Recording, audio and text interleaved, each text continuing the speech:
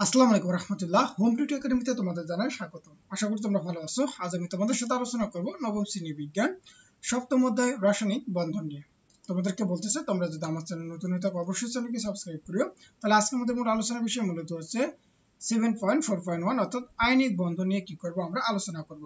তাহলে এখানে আমাদেরকে কি বলতেছে যে পর্যায় সারণী পড়ার সময় তোমরা দেখেছো যে ধাতুগুলোর আয়নীকরণ শক্তির মান অনেক কম, ফলে এরা অতি সহজে তাদের সর্বশেষ শক্তি স্তর ইলেকট্রন ত্যাগ করে ধনাত্মক চার্জ বিশিষ্ট আয়ন বা ক্যাটায়নে পরিণত হতে পারে। আবার এই যে অধাতুগুলো ইলেকট্রন আসক্তির মান বেশি হওয়ায় তারা তাদের সর্বশেষ শক্তি স্তরে ইলেকট্রন গ্রহণ করে ঋণাত্মক বা নেগেটিভ চার্জ বিশিষ্ট আয়ন বা অ্যানায়নে পরিণত হতে পারে। তাহলে এইভাবে সৃষ্ট ক্যাটায়ন ও অ্যানায়ন পরস্পরের মধ্যে এক ধরনের তড়িৎ আকর্ষণ বল কাজ করে এবং তাদের নিজেদের ধরে রেখে বন্ধন তৈরি করে, আর এই বন্ধনকে আমরা কি বলবো? আয়নিক বন্ধন বলবো। তো চলো আমরা একটু ক্যাটায়ন এবং অ্যানায়ন সম্পর্কে আরেকটু বিস্তারিত জেনে আসি যে আসলে ক্যাটায়ন এবং অ্যানায়ন বলতে কি বোঝায়। তাহলে আমাদের আলোচনার বিষয় মূলত এখন হচ্ছে কি ক্যাটায়ন ও অ্যানায়ন। তাহলে এখানে কি বলতেছে যে আমরা জানি সাধারণ অবস্থায় পরমাণু নিউক্লিয়াসে যতটি ধনাত্মক আধান বা পজিটিভ চার্জ বিশিষ্ট প্রোটন থাকে এবং নিউক্লিয়াসের বাহিরে বিভিন্ন শক্তি স্তরে ঠিক ততটি ঋণাত্মক আধান বা নেগেটিভ চার্জ বিশিষ্ট ইলেকট্রন থাকে।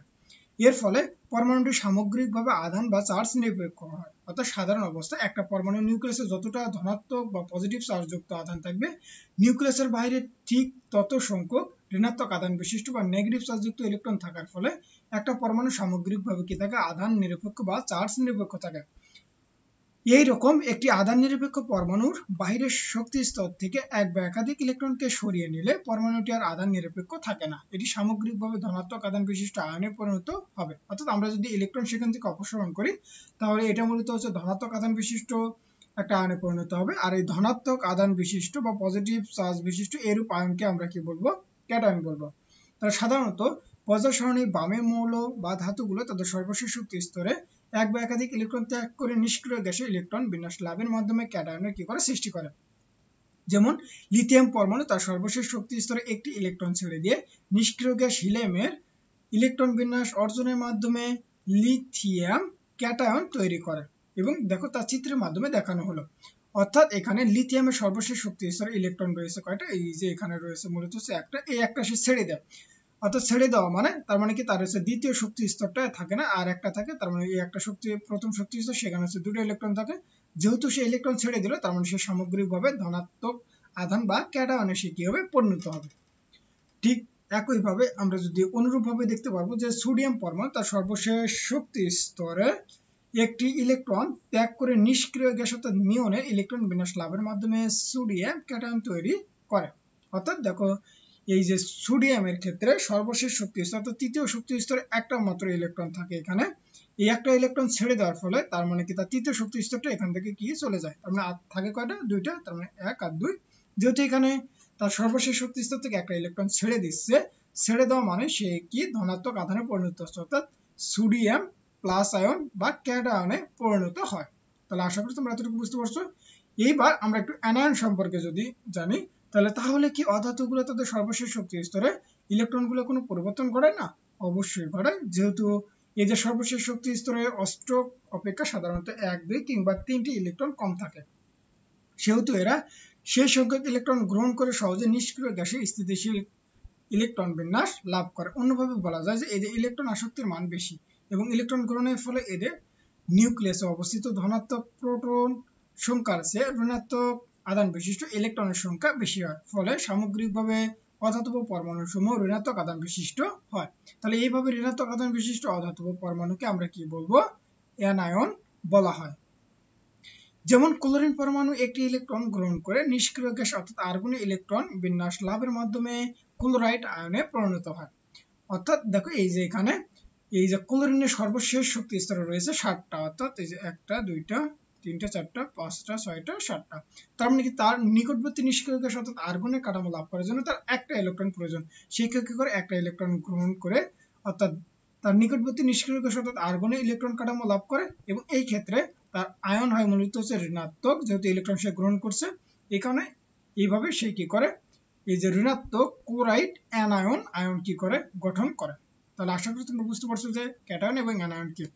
এবং উদাহরণ দেখো এখানে দেওয়া আছে যে সোডিয়াম আয়ন এবং ক্লোরাইড আয়নের মাধ্যমে সৃষ্ট বন্ধনের ফলে তৈরি সোডিয়াম ক্লোরাইড এর কথা বলা যেতে পারে। যেমন সোডিয়াম ক্লোরাইডে আয়নিক বন্ধন বিদ্যমান। তাহলে কিভাবে আয়নিক বন্ধন বিদ্যমান?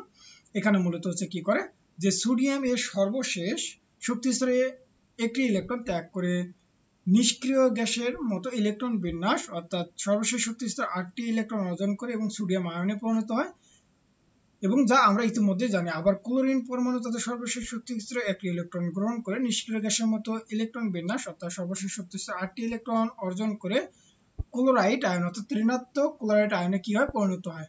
এবং এইভাবে সৃষ্ট এই যে সোডিয়াম আয়ন এবং ক্লোরাইড আয়ন পরস্পরের সাথে মূলত হচ্ছে ইলেকট্রোস্ট্যাটিক আকর্ষণের মাধ্যমে কি হয় পরস্পরের সাথে বন্ধনে আবদ্ধ হয়, এবং এইভাবে ইলেকট্রোস্ট্যাটিক আকর্ষণের বলের মাধ্যমে সৃষ্ট বন্ধনই হচ্ছে কি আয়নিক বন্ধন। আর যে যৌগে এই বন্ধন বিদ্যমান থাকে তাকে আয়নিক যৌগ বলা হয়। তো চলো আমরা এটাকে একটু চিত্রের মাধ্যমে দেখি যে আসলে আয়নিক বন্ধনটা কিভাবে গঠন করে।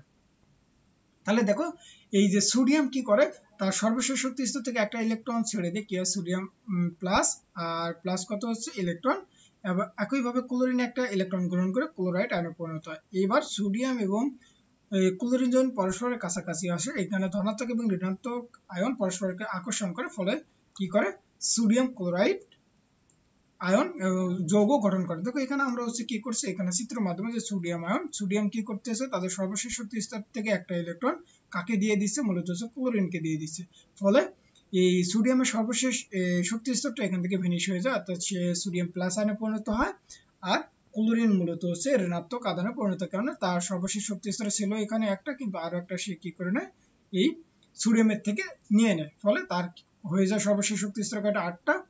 ফলে সে এই তার নিকটবর্তী নিষ্ক্রিয় গ্যাস হতে আর্গনে ইলেকট্রন কাঠামো লাভ করে, আর সোডিয়াম মূলত হচ্ছে নিয়নে ইলেকট্রন কাঠামো লাভ করে, অর্থাৎ এইভাবেই মূলত তারা কি আয়নিক যৌগ গঠন করে।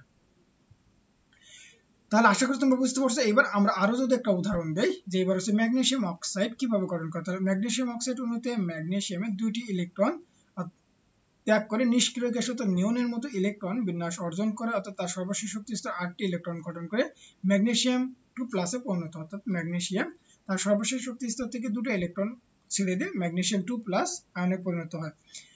অপরপক্ষে অক্সিজেন পরমাণু ওই 2টি ইলেকট্রন গ্রহণ করে নিষ্ক্রিয় গ্যাস নিয়নের মতো ইলেকট্রন বিন্যাস অর্জন করে, অর্থাৎ সর্বশেষ শক্তি স্তরে 8টি ইলেকট্রন গঠন করে, অর্থাৎ হচ্ছে অক্সিজেন 2 মাইনাসে পরিণত হয়।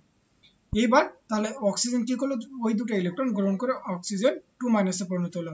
তাহলে এইবার ম্যাগনেসিয়াম 2 প্লাস ও অক্সিজেন 2 মাইনাস কাছাকাছি এসে আয়নিক বন্ধন তৈরি করে, এবং এই যৌগে আয়নিক বন্ধন বিদ্যমান সেই যৌগকে আমরা কি বলবো আয়নিক যৌগ বলে। যেমন ম্যাগনেসিয়াম অক্সাইডও একটা কি হচ্ছে আয়নিক যৌগ। দেখো এখানে আমরা কি এখানে চিত্রের মাধ্যমে দেখানো হয়েছে যে এখানে এই যে ম্যাগনেসিয়ামের সর্বশেষ শক্তি স্তর থেকে 2টা ইলেকট্রন কাকে দিয়ে দিচ্ছে, মূলত হচ্ছে অক্সিজেনকে। ফলে এই যে ম্যাগনেসিয়ামের সর্বশেষ শক্তি স্তরে ইলেকট্রন হয়ে গেল কয়টা 8টা, এবং সে নিয়নের ইলেকট্রন কাঠামো লাভ করলো। আর অক্সিজেন পরমাণুর সর্বশেষ শক্তি স্তরে আগে ছিল কয়টা 6টা, কিন্তু এইবার 2টা ইলেকট্রন নেওয়ার ফলে তার হয়েছে 8টা।